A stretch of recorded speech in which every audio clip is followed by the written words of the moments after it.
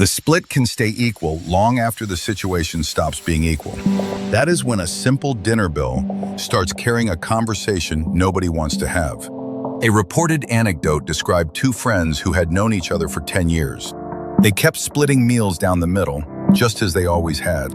Over time, one friend began arriving with 2 children and a babysitter. The other friend was still paying half, even though her side of the table was 1 person and the other side was 4. She noticed the change. She did the arithmetic.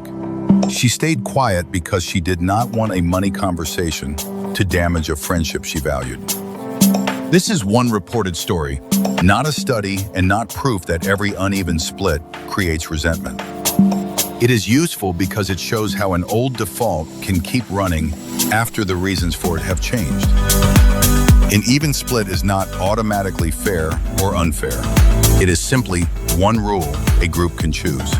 The problem begins when even becomes automatic, while the people at the table quietly experience the cost in very different ways.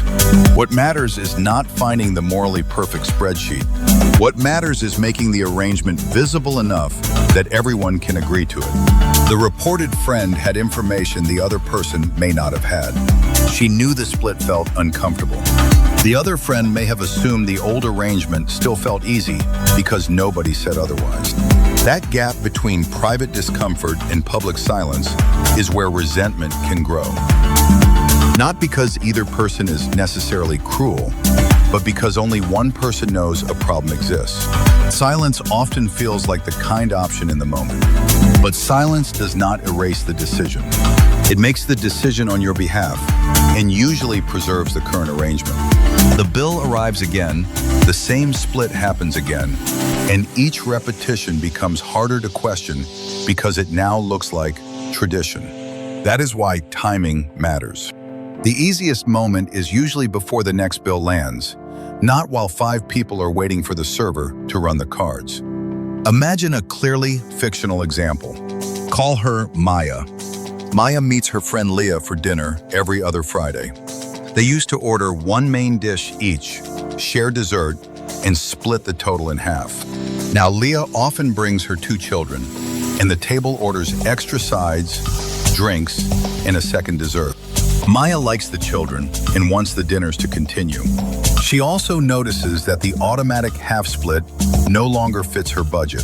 The unresolved part is the rule, not the people. Maya can prepare for the conversation by separating 3 facts. First, what changed? The number of people and the order changed. Second, what does she need? She needs a bill arrangement she can agree to without privately regretting it later. Third, what outcome does she want beyond the money? She wants to keep the Friday dinners and keep the friendship warm. That last fact belongs in the conversation because it explains why she is speaking now. She is not auditing 10 years of friendship. She is updating one practical arrangement so the friendship does not have to carry an unnamed annoyance. The tone can be ordinary. Maya only needs 2 sentences. The first sentence is, I want to keep doing Friday dinners with you, but splitting every bill down the middle no longer works for me. The second sentence is, could we each cover what we order or agree on another split before we meet? Those sentences do several useful things at once. They name the relationship as something Maya wants to keep.